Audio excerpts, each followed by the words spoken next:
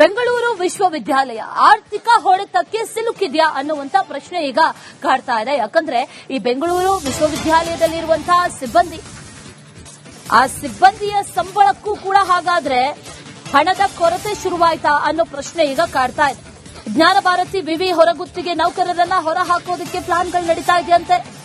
ಸರ್ಕಾರದ ಆದೇಶದಂತೆ ಆಡಳಿತಾತ್ಮಕ ವೆಚ್ಚ ನಿಯಂತ್ರಣಕ್ಕೆ ಹಾಗಾದ್ರೆ ಸಿದ್ಧತೆ ನಡೀತಾ ಇರೋದಾ ಇದು ಅನ್ನೋ ಪ್ರಶ್ನೆ ಕೂಡ ಈಗ ಕಾಡ್ತಾ ಇದೆ.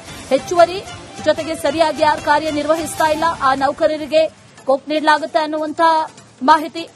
300ಕ್ಕೂ ಹೆಚ್ಚು ಹೊರಗುತ್ತಿಗೆ ನೌಕರರಿಗೆ ಈಗ ಕೆಲಸ ಕಳೆದುಕೊಳ್ಳುವಂತ ಆತಂಕ ಈಗ ಶುರುವಾಗಿದೆ. ಅದಕ್ಕೆ ಕಾರಣ ಆಗಿರೋದು ಕಚೇರಿಯಿಂದ ಹೊರಡಿಸಲಾಗಿರುವಂತಹ ಈ ಆದೇಶ ಪ್ರತಿ.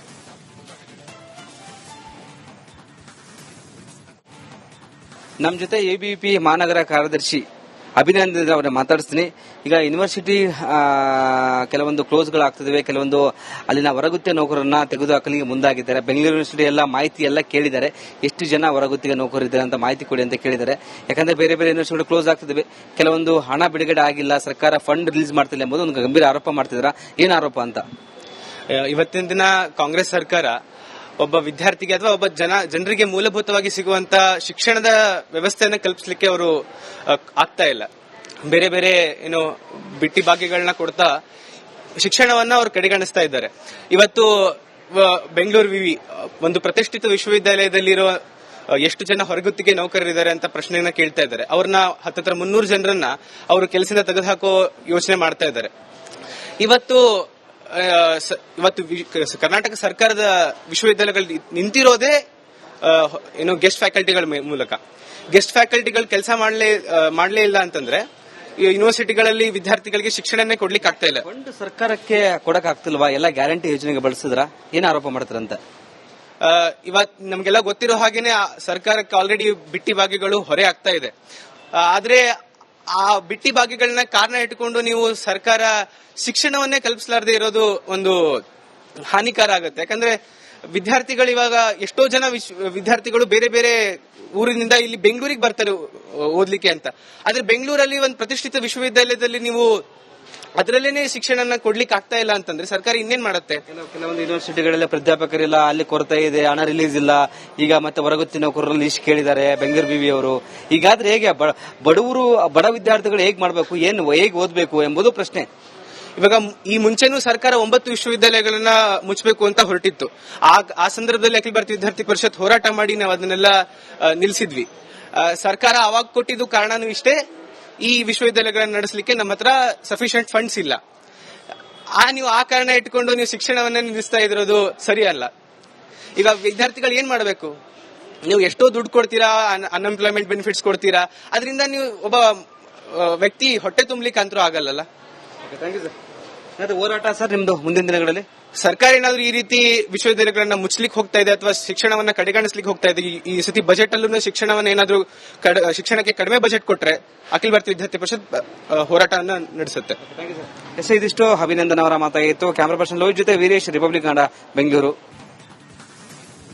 ಬೆಂಗಳೂರು ವಿಶ್ವವಿದ್ಯಾಲಯ ಆರ್ಥಿಕ ಹೊಡೆತಕ್ಕೆ ಸಿಲುಕಿದ್ಯಾ ಅನ್ನುವಂತ ಪ್ರಶ್ನೆ ಈಗ ಕಾಡ್ತಾ ಇದೆ. ಯಾಕಂದ್ರೆ ಈ ಬೆಂಗಳೂರು ವಿಶ್ವವಿದ್ಯಾಲಯದಲ್ಲಿರುವಂತಹ ಸಿಬ್ಬಂದಿ, ಆ ಸಿಬ್ಬಂದಿಯ ಸಂಬಳಕ್ಕೂ ಕೂಡ ಹಾಗಾದ್ರೆ ಹಣದ ಕೊರತೆ ಶುರುವಾಯ್ತಾ ಅನ್ನೋ ಪ್ರಶ್ನೆ ಈಗ ಕಾಡ್ತಾ ಇದೆ. ಜ್ಞಾನ ಭಾರತಿ ವಿವಿ ಹೊರಗುತ್ತಿಗೆ ನೌಕರರನ್ನ ಹೊರ ಹಾಕೋದಕ್ಕೆ ಪ್ಲಾನ್ಗಳು ನಡೀತಾ ಇದೆಯಂತೆ. ಸರ್ಕಾರದ ಆದೇಶದಂತೆ ಆಡಳಿತಾತ್ಮಕ ವೆಚ್ಚ ನಿಯಂತ್ರಣಕ್ಕೆ ಹಾಗಾದ್ರೆ ಸಿದ್ಧತೆ ನಡೀತಾ ಇರೋದಾ ಇದು ಅನ್ನೋ ಪ್ರಶ್ನೆ ಕೂಡ ಈಗ ಕಾಡ್ತಾ ಇದೆ. ಹೆಚ್ಚುವರಿ ಜೊತೆಗೆ ಸರಿಯಾಗಿ ಯಾರು ಕಾರ್ಯನಿರ್ವಹಿಸ್ತಾ ಇಲ್ಲ, ಆ ನೌಕರರಿಗೆ ಕೊಕ್ ನೀಡಲಾಗುತ್ತೆ ಅನ್ನುವಂತ ಮಾಹಿತಿ. 300ಕ್ಕೂ ಹೆಚ್ಚು ಹೊರಗುತ್ತಿಗೆ ನೌಕರರಿಗೆ ಈಗ ಕೆಲಸ ಕಳೆದುಕೊಳ್ಳುವಂತ ಆತಂಕ ಈಗ ಶುರುವಾಗಿದೆ. ಅದಕ್ಕೆ ಕಾರಣ ಆಗಿರೋದು ಕಚೇರಿಯಿಂದ ಹೊರಡಿಸಲಾಗಿರುವಂತಹ ಈ ಆದೇಶ ಪ್ರತಿ.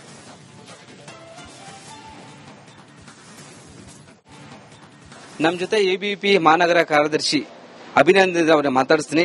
ಈಗ ಯೂನಿವರ್ಸಿಟಿ ಕೆಲವೊಂದು ಕ್ಲೋಸ್ಗಳಾಗ್ತಿವೆ, ಕೆಲವೊಂದು ಅಲ್ಲಿನ ಹೊರಗುತ್ತಿಗೆ ನೌಕರರನ್ನ ತೆಗೆದುಹಾಕಲಿಕ್ಕೆ ಮುಂದಾಗಿದ್ದಾರೆ. ಬೆಂಗಳೂರು ಯೂನಿವರ್ಸಿಟಿ ಎಲ್ಲ ಮಾಹಿತಿ ಎಲ್ಲ ಕೇಳಿದ್ದಾರೆ, ಎಷ್ಟು ಜನ ಹೊರಗುತ್ತಿಗೆ ನೌಕರರಿದ್ದಾರೆ ಅಂತ ಮಾಹಿತಿ ಕೊಡಿ ಅಂತ ಕೇಳಿದ್ದಾರೆ. ಯಾಕಂದ್ರೆ ಬೇರೆ ಬೇರೆ ಯೂನಿವರ್ಸಿಟಿ ಕ್ಲೋಸ್ ಆಗ್ತಿವೆ, ಕೆಲವೊಂದು ಹಣ ಬಿಡುಗಡೆ ಆಗಿಲ್ಲ, ಸರ್ಕಾರ ಫಂಡ್ ರಿಲೀಸ್ ಮಾಡ್ತಿಲ್ಲ ಎಂಬುದು ಒಂದು ಗಂಭೀರ ಆರೋಪ ಮಾಡ್ತಿದ್ದಾರೆ. ಏನ್ ಆರೋಪ ಅಂತ?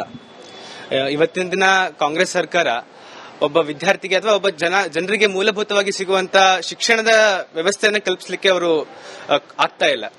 ಬೇರೆ ಬೇರೆ ಏನು ಬಿಟ್ಟಿ ಭಾಗ್ಯಗಳನ್ನ ಕೊಡ್ತಾ ಶಿಕ್ಷಣವನ್ನ ಅವರು ಕಡೆಗಣಿಸ್ತಾ ಇದ್ದಾರೆ. ಇವತ್ತು ಬೆಂಗಳೂರು ವಿವಿ ಒಂದು ಪ್ರತಿಷ್ಠಿತ ವಿಶ್ವವಿದ್ಯಾಲಯದಲ್ಲಿರೋ ಎಷ್ಟು ಜನ ಹೊರಗುತ್ತಿಗೆ ನೌಕರರಿದ್ದಾರೆ ಅಂತ ಪ್ರಶ್ನೆಯನ್ನ ಕೇಳ್ತಾ ಇದ್ದಾರೆ. ಅವ್ರನ್ನ 300 ಜನರನ್ನ ಅವರು ಕೆಲಸದಿಂದ ತೆಗೆದುಹಾಕೋ ಯೋಚನೆ ಮಾಡ್ತಾ ಇದ್ದಾರೆ. ಇವತ್ತು ಕರ್ನಾಟಕ ಸರ್ಕಾರದ ವಿಶ್ವವಿದ್ಯಾಲಯಗಳು ನಿಂತಿರೋದೇ ಏನು ಗೆಸ್ಟ್ ಫ್ಯಾಕಲ್ಟಿಗಳ ಮೂಲಕ. ಗೆಸ್ಟ್ ಫ್ಯಾಕಲ್ಟಿಗಳು ಕೆಲಸ ಮಾಡ್ಲೇ ಇಲ್ಲ ಅಂತಂದ್ರೆ ಯೂನಿವರ್ಸಿಟಿಗಳಲ್ಲಿ ವಿದ್ಯಾರ್ಥಿಗಳಿಗೆ ಶಿಕ್ಷಣನೇ ಕೊಡ್ಲಿಕ್ಕೆ ಆಗ್ತಾ ಇಲ್ಲ. ಫಂಡ್ ಸರ್ಕಾರಕ್ಕೆ ಕೊಡಕ್ ಆಗ್ತಿಲ್ವಾ? ಎಲ್ಲ ಗ್ಯಾರಂಟಿ ಯೋಜನೆಗೆ ಬಳಸಿದ್ರ ಏನ್ ಆರೋಪ ಮಾಡ್ತಾರಂತ? ಇವತ್ ನಮ್ಗೆಲ್ಲ ಗೊತ್ತಿರೋ ಹಾಗೇನೆ ಸರ್ಕಾರಕ್ಕೆ ಆಲ್ರೆಡಿ ಬಿಟ್ಟಿ ಭಾಗ್ಯಗಳು ಹೊರೆ ಆಗ್ತಾ ಇದೆ. ಆದ್ರೆ ಆ ಬಿಟ್ಟಿ ಭಾಗ್ಯಗಳನ್ನ ಕಾರಣ ಇಟ್ಕೊಂಡು ನೀವು ಸರ್ಕಾರ ಶಿಕ್ಷಣವನ್ನೇ ಕಲ್ಪಿಸಲಾರದೆ ಇರೋದು ಒಂದು ಹಾನಿಕಾರ ಆಗುತ್ತೆ. ಯಾಕಂದ್ರೆ ವಿದ್ಯಾರ್ಥಿಗಳು ಇವಾಗ ಎಷ್ಟೋ ಜನ ವಿದ್ಯಾರ್ಥಿಗಳು ಬೇರೆ ಬೇರೆ ಊರಿನಿಂದ ಇಲ್ಲಿ ಬೆಂಗಳೂರಿಗೆ ಬರ್ತಾರೆ ಓದ್ಲಿಕ್ಕೆ ಅಂತ. ಆದ್ರೆ ಬೆಂಗಳೂರಲ್ಲಿ ಒಂದು ಪ್ರತಿಷ್ಠಿತ ವಿಶ್ವವಿದ್ಯಾಲಯದಲ್ಲಿ ನೀವು ಅದರಲ್ಲೇನೆ ಶಿಕ್ಷಣ ಕೊಡ್ಲಿಕ್ಕೆ ಆಗ್ತಾ ಇಲ್ಲ ಅಂತಂದ್ರೆ ಸರ್ಕಾರ ಇನ್ನೇನ್ ಮಾಡುತ್ತೆ? ಕೆಲವೊಂದು ಯೂನಿವರ್ಸಿಟಿಗಳೆಲ್ಲ ಪ್ರಾಧ್ಯಾಪಕರಿಲ್ಲ, ಅಲ್ಲಿ ಕೊರತೆ ಇದೆ, ಹಣ ರಿಲೀಸ್ ಇಲ್ಲ. ಈಗ ಮತ್ತೆ ಹೊರಗುತ್ತಿ ನೌಕರರು ಲೀಸ್ಟ್ ಕೇಳಿದ್ದಾರೆ ಬೆಂಗಳೂರು ಬಿವಿ ಅವರು. ಈಗಾದ್ರೆ ಹೇಗೆ ಬಡವರು ಬಡ ವಿದ್ಯಾರ್ಥಿಗಳು ಹೇಗ್ ಮಾಡಬೇಕು, ಹೇಗ್ ಓದ್ಬೇಕು ಎಂಬುದು ಪ್ರಶ್ನೆ. ಇವಾಗ ಈ ಮುಂಚೆನೂ ಸರ್ಕಾರ 9 ವಿಶ್ವವಿದ್ಯಾಲಯಗಳನ್ನ ಮುಚ್ಚಬೇಕು ಅಂತ ಹೊರಟಿತ್ತು. ಆ ಸಂದರ್ಭದಲ್ಲಿ ಅಖಿಲ ಭಾರತೀಯ ವಿದ್ಯಾರ್ಥಿ ಪರಿಷತ್ ಹೋರಾಟ ಮಾಡಿ ನಾವು ಅದನ್ನೆಲ್ಲ ನಿಲ್ಸಿದ್ವಿ. ಸರ್ಕಾರ ಅವಾಗ ಕೊಟ್ಟಿದ್ದು ಕಾರಣನೂ ಇಷ್ಟೇ, ಈ ವಿಶ್ವವಿದ್ಯಾಲಯಗಳನ್ನ ನಡೆಸಲಿಕ್ಕೆ ನಮ್ಮ ಹತ್ರ ಸಫಿಶಿಯಂಟ್ ಫಂಡ್ಸ್ ಇಲ್ಲ. ನೀವು ಆ ಕಾರಣ ಇಟ್ಕೊಂಡು ನೀವು ಶಿಕ್ಷಣವನ್ನ ನಿಲ್ಲಿಸ್ತಾ ಇರೋದು ಸರಿಯಲ್ಲ. ಈಗ ವಿದ್ಯಾರ್ಥಿಗಳು ಏನ್ ಮಾಡಬೇಕು? ನೀವು ಎಷ್ಟೋ ದುಡ್ಡು ಕೊಡ್ತೀರಾ, ಅನ್ಎಂಪ್ಲಾಯ್ಮೆಂಟ್ ಬೆನಿಫಿಟ್ಸ್ ಕೊಡ್ತೀರಾ, ಅದರಿಂದ ನೀವು ಒಬ್ಬ ವ್ಯಕ್ತಿ ಹೊಟ್ಟೆ ತುಂಬಲಿಕ್ಕೆ ಅಂತೂ ಆಗಲ್ಲ. ಅದು ಹೋರಾಟ ಸರ್ ನಿಮ್ದು ಮುಂದಿನ ದಿನಗಳಲ್ಲಿ ಸರ್ಕಾರ ಏನಾದ್ರೂ ಈ ರೀತಿ ವಿಶ್ವವಿದ್ಯಾಲಯಗಳನ್ನ ಮುಚ್ಚಲಿಕ್ಕೆ ಹೋಗ್ತಾ ಇದೆ ಅಥವಾ ಶಿಕ್ಷಣವನ್ನ ಕಡೆಗಣಿಸ್ಲಿಕ್ಕೆ ಹೋಗ್ತಾ ಇದೆ, ಈ ಸತಿ ಬಜೆಟ್ ಅಲ್ಲೂ ಶಿಕ್ಷಣವನ್ನ ಏನಾದ್ರೂ ಶಿಕ್ಷಣಕ್ಕೆ ಕಡಿಮೆ ಬಜೆಟ್ ಕೊಟ್ರೆ ಅಖಿಲ ಭಾರತೀಯ ವಿದ್ಯಾರ್ಥಿ ಪರಿಷತ್ ಹೋರಾಟವನ್ನ ನಡೆಸುತ್ತೆ. ಇದಿಷ್ಟು ಅಭಿನಂದನ್ ಅವರ ಮಾತಾಗಿತ್ತು. ಕ್ಯಾಮರಾ ಪರ್ಸನ್ ಲೋಹಿತ್ ಜೊತೆ ವೀರೇಶ್, ರಿಪಬ್ಲಿಕ್ ಕನ್ನಡ, ಬೆಂಗಳೂರು. ಬೆಂಗಳೂರು ವಿಶ್ವವಿದ್ಯಾಲಯ ಆರ್ಥಿಕ ಹೊಡೆತಕ್ಕೆ ಸಿಲುಕಿದ್ಯಾ ಅನ್ನುವಂತ ಪ್ರಶ್ನೆ ಈಗ ಕಾಡ್ತಾ ಇದೆ. ಯಾಕಂದ್ರೆ ಈ ಬೆಂಗಳೂರು ವಿಶ್ವವಿದ್ಯಾಲಯದಲ್ಲಿರುವಂತಹ ಸಿಬ್ಬಂದಿ, ಆ ಸಿಬ್ಬಂದಿಯ ಸಂಬಳಕ್ಕೂ ಕೂಡ ಹಾಗಾದ್ರೆ ಹಣದ ಕೊರತೆ ಶುರುವಾಯ್ತಾ ಅನ್ನೋ ಪ್ರಶ್ನೆ ಈಗ ಕಾಡ್ತಾ ಇದೆ.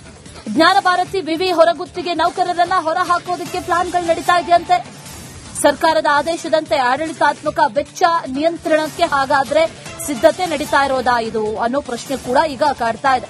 ಹೆಚ್ಚುವರಿ ಜೊತೆಗೆ ಸರಿಯಾಗಿ ಯಾರು ಕಾರ್ಯನಿರ್ವಹಿಸ್ತಾ ಇಲ್ಲ ಆ ನೌಕರರಿಗೆ ಕೊಕ್ ನೀಡಲಾಗುತ್ತೆ ಅನ್ನುವಂತ ಮಾಹಿತಿ. 300ಕ್ಕೂ ಹೆಚ್ಚು ಹೊರಗುತ್ತಿಗೆ ನೌಕರರಿಗೆ ಈಗ ಕೆಲಸ ಕಳೆದುಕೊಳ್ಳುವಂತ ಆತಂಕ ಈಗ ಶುರುವಾಗಿದೆ. ಅದಕ್ಕೆ ಕಾರಣ ಆಗಿರೋದು ಕಚೇರಿಯಿಂದ ಹೊರಡಿಸಲಾಗಿರುವಂತಹ ಈ ಆದೇಶ ಪ್ರತಿ.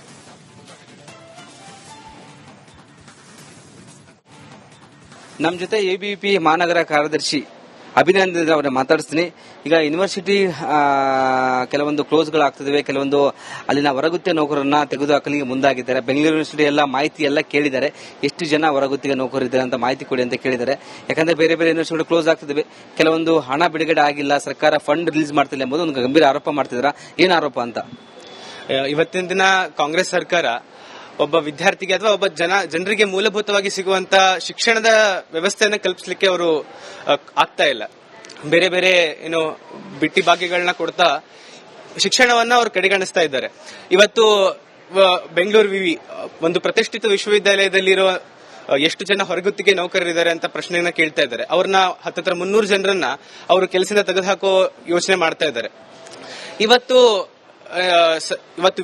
ಕರ್ನಾಟಕ ಸರ್ಕಾರದ ವಿಶ್ವವಿದ್ಯಾಲಯಗಳು ನಿಂತಿರೋದೇ ಏನು ಗೆಸ್ಟ್ ಫ್ಯಾಕಲ್ಟಿಗಳ ಮೂಲಕ. ಗೆಸ್ಟ್ ಫ್ಯಾಕಲ್ಟಿಗಳು ಕೆಲಸ ಮಾಡ್ಲೇ ಇಲ್ಲ ಅಂತಂದ್ರೆ ಯೂನಿವರ್ಸಿಟಿಗಳಲ್ಲಿ ವಿದ್ಯಾರ್ಥಿಗಳಿಗೆ ಶಿಕ್ಷಣನೇ ಕೊಡ್ಲಿಕ್ಕೆ ಆಗ್ತಾ ಇಲ್ಲ. ಫಂಡ್ ಸರ್ಕಾರಕ್ಕೆ ಕೊಡಕ್ ಆಗ್ತಿಲ್ವಾ? ಎಲ್ಲ ಗ್ಯಾರಂಟಿ ಯೋಜನೆಗೆ ಬಳಸಿದ್ರ ಏನ್ ಆರೋಪ ಮಾಡ್ತಾರಂತ? ಇವತ್ ನಮ್ಗೆಲ್ಲ ಗೊತ್ತಿರೋ ಹಾಗೇನೆ ಸರ್ಕಾರಕ್ಕೆ ಆಲ್ರೆಡಿ ಬಿಟ್ಟಿ ಭಾಗ್ಯಗಳು ಹೊರೆ ಆಗ್ತಾ ಇದೆ. ಆದ್ರೆ ಆ ಬಿಟ್ಟಿ ಭಾಗ್ಯಗಳನ್ನ ಕಾರಣ ಇಟ್ಕೊಂಡು ನೀವು ಸರ್ಕಾರ ಶಿಕ್ಷಣವನ್ನೇ ಕಲ್ಪಿಸಲಾರದೆ ಇರೋದು ಒಂದು ಹಾನಿಕಾರ ಆಗುತ್ತೆ. ಯಾಕಂದ್ರೆ ವಿದ್ಯಾರ್ಥಿಗಳು ಇವಾಗ ಎಷ್ಟೋ ಜನ ವಿದ್ಯಾರ್ಥಿಗಳು ಬೇರೆ ಬೇರೆ ಊರಿನಿಂದ ಇಲ್ಲಿ ಬೆಂಗಳೂರಿಗೆ ಬರ್ತಾರೆ ಓದ್ಲಿಕ್ಕೆ ಅಂತ. ಆದ್ರೆ ಬೆಂಗಳೂರಲ್ಲಿ ಒಂದು ಪ್ರತಿಷ್ಠಿತ ವಿಶ್ವವಿದ್ಯಾಲಯದಲ್ಲಿ ನೀವು ಅದರಲ್ಲೇನೆ ಶಿಕ್ಷಣ ಕೊಡ್ಲಿಕ್ಕೆ ಆಗ್ತಾ ಇಲ್ಲ ಅಂತಂದ್ರೆ ಸರ್ಕಾರ ಇನ್ನೇನ್ ಮಾಡುತ್ತೆ? ಕೆಲವೊಂದು ಯೂನಿವರ್ಸಿಟಿಗಳೆಲ್ಲ ಪ್ರಾಧ್ಯಾಪಕರಿಲ್ಲ, ಅಲ್ಲಿ ಕೊರತೆ ಇದೆ, ಹಣ ರಿಲೀಸ್ ಇಲ್ಲ. ಈಗ ಮತ್ತೆ ಹೊರಗುತ್ತಿ ನೌಕರರು ಲೀಸ್ಟ್ ಕೇಳಿದ್ದಾರೆ ಬೆಂಗಳೂರು ಬಿವಿ ಅವರು. ಈಗಾದ್ರೆ ಹೇಗೆ ಬಡವರು ಬಡ ವಿದ್ಯಾರ್ಥಿಗಳು ಹೇಗ್ ಮಾಡಬೇಕು, ಹೇಗ್ ಓದ್ಬೇಕು ಎಂಬುದು ಪ್ರಶ್ನೆ. ಇವಾಗ ಈ ಮುಂಚೆನೂ ಸರ್ಕಾರ 9 ವಿಶ್ವವಿದ್ಯಾಲಯಗಳನ್ನ ಮುಚ್ಚಬೇಕು ಅಂತ ಹೊರಟಿತ್ತು. ಆ ಸಂದರ್ಭದಲ್ಲಿ ಅಖಿಲ ಭಾರತೀಯ ವಿದ್ಯಾರ್ಥಿ ಪರಿಷತ್ ಹೋರಾಟ ಮಾಡಿ ನಾವು ಅದನ್ನೆಲ್ಲ ನಿಲ್ಸಿದ್ವಿ. ಸರ್ಕಾರ ಅವಾಗ ಕೊಟ್ಟಿದ್ದು ಕಾರಣನೂ ಇಷ್ಟೇ, ಈ ವಿಶ್ವವಿದ್ಯಾಲಯಗಳನ್ನ ನಡೆಸಲಿಕ್ಕೆ ನಮ್ಮ ಹತ್ರ ಸಫಿಶಿಯಂಟ್ ಫಂಡ್ಸ್ ಇಲ್ಲ. ನೀವು ಆ ಕಾರಣ ಇಟ್ಕೊಂಡು ನೀವು ಶಿಕ್ಷಣವನ್ನ ನಿಲ್ಲಿಸ್ತಾ ಇರೋದು ಸರಿಯಲ್ಲ. ಈಗ ವಿದ್ಯಾರ್ಥಿಗಳು ಏನ್ ಮಾಡಬೇಕು? ನೀವು ಎಷ್ಟೋ ದುಡ್ಡು ಕೊಡ್ತೀರಾ, ಅನ್ಎಂಪ್ಲಾಯ್ಮೆಂಟ್ ಬೆನಿಫಿಟ್ಸ್ ಕೊಡ್ತೀರಾ, ಅದರಿಂದ ನೀವು ಒಬ್ಬ ವ್ಯಕ್ತಿ ಹೊಟ್ಟೆ ತುಂಬಲಿಕ್ಕೆ ಅಂತರೂ ಆಗಲ್ಲ. Thank you sir. ಹೋರಾಟ ಸರ್ ನಿಮ್ದು ಮುಂದಿನ ದಿನಗಳಲ್ಲಿ ಸರ್ಕಾರ ಏನಾದ್ರೂ ಈ ರೀತಿ ವಿಶ್ವವಿದ್ಯಾಲಯಗಳನ್ನ ಮುಚ್ಚಲಿಕ್ಕೆ ಹೋಗ್ತಾ ಇದೆ ಅಥವಾ ಶಿಕ್ಷಣವನ್ನ ಕಡೆಗಣಿಸ್ಲಿಕ್ಕೆ ಹೋಗ್ತಾ ಇದೆ, ಈ ಸತಿ ಬಜೆಟ್ ಅಲ್ಲೂ ಶಿಕ್ಷಣವನ್ನ ಏನಾದ್ರೂ ಶಿಕ್ಷಣಕ್ಕೆ ಕಡಿಮೆ ಬಜೆಟ್ ಕೊಟ್ರೆ ಅಖಿಲ ಭಾರತೀಯ ವಿದ್ಯಾರ್ಥಿ ಪರಿಷತ್ ಹೋರಾಟವನ್ನ ನಡೆಸುತ್ತೆ. ಇದಿಷ್ಟು ಅಭಿನಂದನ್ ಅವರ ಮಾತಾಗಿತ್ತು. ಕ್ಯಾಮರಾ ಪರ್ಸನ್ ಲೋಹಿತ್ ಜೊತೆ ವೀರೇಶ್, ರಿಪಬ್ಲಿಕ್ ಕನ್ನಡ, ಬೆಂಗಳೂರು.